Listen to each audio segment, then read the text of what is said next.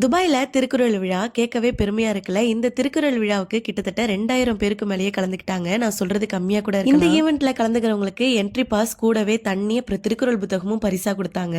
இந்த திருக்குறள் ஈவெண்ட் மதியம் 1 மணி கிட்டக்க ஸ்டார்ட் ஆச்சு. இங்க கேண்டீனும் அரேஞ்ச் பண்ணிருக்காங்க. டீ ஸ்நாக்ஸ்லாம் இருந்தது. தமிழ்நாட்டுல திருக்குறளுக்கு தமிழ் இலக்கியத்தை கொண்டாடி ஒரு விழா எடுக்கிறது நார்மல் தான். ஆனா வேற நாட்டுக்கு வந்தோம் நம்ம மொழியை விடாம கொண்டாடுறது ரொம்பவே பாராட்டணும். குழந்தைங்கள்ல இருந்து பெரியவங்க வரைக்கும் திருக்குறள் சொன்னாங்க. அப்புறம் ஆடியன்ஸ் கிட்டையும் திருக்குறள் கேட்டாங்க. என் குழந்தை 5 குறள் கிட்டக்க சொன்னா. அவளுக்கு பிரைஸ் மணி அப்புறம் சர்டிபிகேட்டும் கொடுத்தாங்க. இந்த ஈவெண்ட்டுக்கு ஈரோடு மகேஷ் தான் ஆங்கரா வந்திருந்தாங்க. இந்த ஈவெண்ட்டை ரொம்ப ஜாலியா கொண்டுட்டு போனாங்க.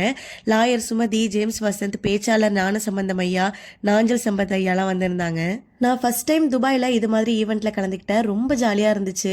வேற நாட்டில் அத்தனை தமிழ் மக்களையும் ஒன்றா பார்த்ததுல ரொம்ப ஹாப்பியாக இருந்தது. அப்புறம் இந்த ஈவெண்ட்ல கலந்துக்கிட்ட எல்லாருக்குமே சாப்பாடும் கொடுத்தாங்க. நம்ம திருக்குறளுக்கு துபாயில் விழா எடுத்ததை பற்றி உங்களோட கருத்தை கமெண்ட்ல சொல்லுங்க. அப்புறம் சீக்கிரமே இதோட ஃபுல் வீடியோவை நான் அப்லோட் பண்ணுறேன். அதையும் பாருங்க.